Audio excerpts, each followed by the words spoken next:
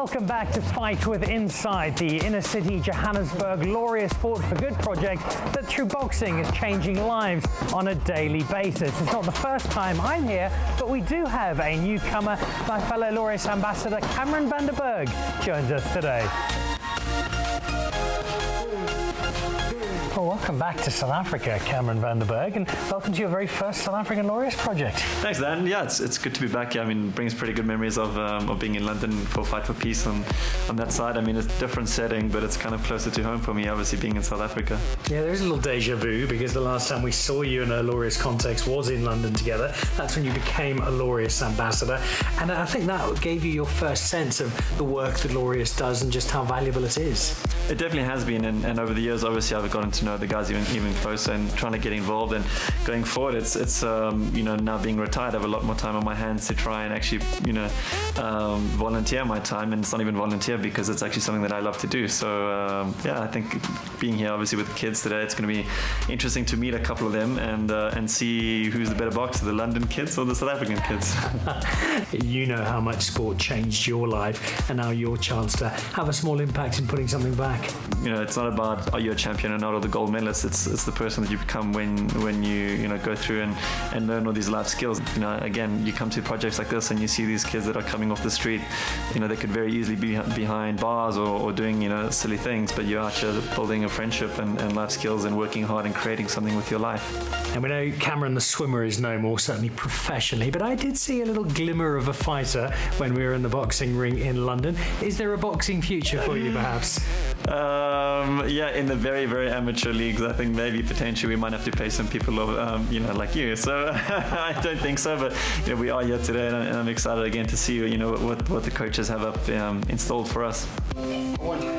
Last year and a half at Fight with Inside has done two extremely interesting things. I mean, the first thing is it allowed us to come back to basics.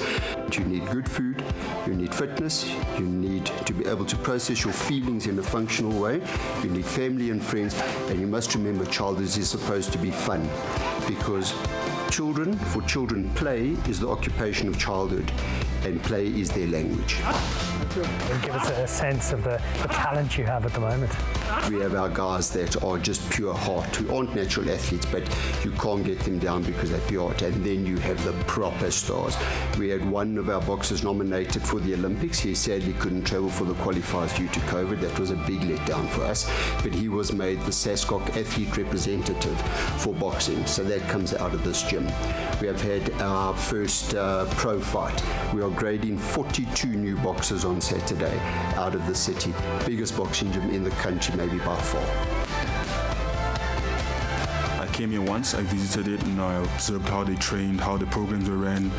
And once I put on my gloves for the first time, I hit the bag, I started training. That's when I fell in love with the sport, and the rest is history.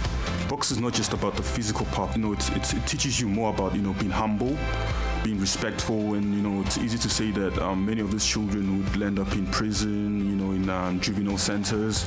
Coming to this program has really transformed them into well-behaving citizens and is having a major impact in their lives.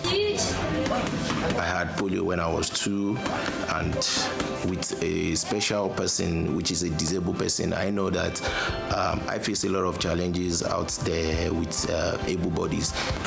Wheelchair boxing, it's something that is new all over the world, but presently in Africa, I'm the first person doing wheelchair boxing. A lot of people have been calling me like, I would love to train with you, which I've been doing presently. Right, we've met the boxers. Now it's time for me to get the gloves on, do a bit of training. I've had 2 fights here. I lost to Thomas Msigana. I lost to Ronan Keating from Boyzone. Hopefully, today's the day I win, and surely even I can't miss a jaw the size of Cameron van der Burgh's.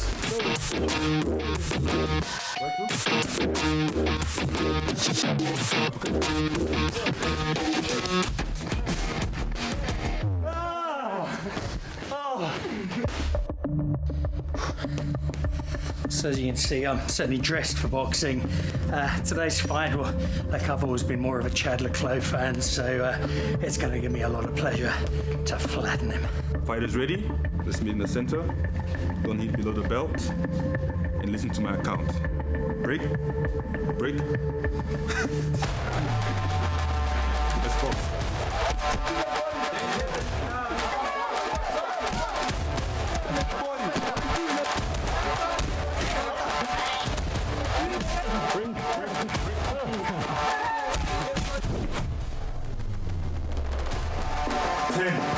9, 8, 7, 6. Damn, that felt good.